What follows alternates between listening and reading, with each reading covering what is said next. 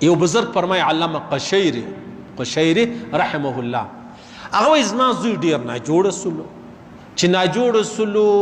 نو نږدې و چې مړ سوی وای و مرګ ته ور نږدې سلو نو ما خوب لیدی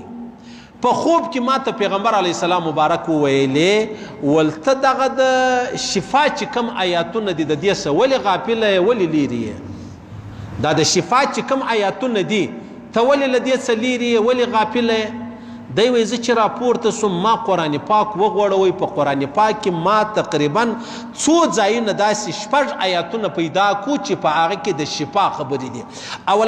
اولنی آیات ویشفي صدور قوم مؤمنین دا د سوره توبه 14 آیات دی دویم وشفاء لما فی الصدور دا د سوره یونس 4 آیات دی یخرج من بطونها شراب مختلف الوانه فيها شفاء للناس فيه شفاء للناس پدا کی دا د سوره نحل نشبتم آیات دغه می پیدا کوي وننزل من القرآن ما هو شفاء ورحمة للمؤمنین دا د بنی اسرائیل سوره بنی اسرائیل یا اسرار واخله هغه 2 آیات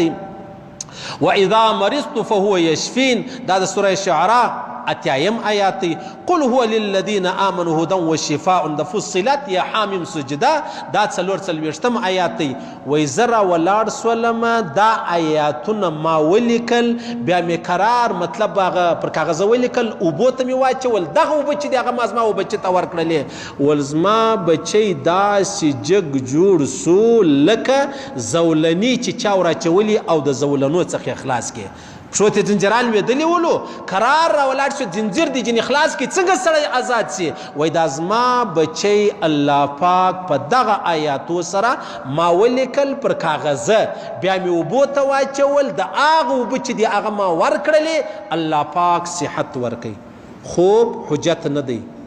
خوب د انسان د پاره دلیل نه دی منګر ها دا خبره ده چې تجربه ده وز دغه خوب چې دی هغه د قرآن او د حدیث خلاف نه دی که د قرآن او د حدیث خلاف وای بیا دغه خوب چې دی هغه د منلو نه بیا دغه خوب چې دی هغه حجت نه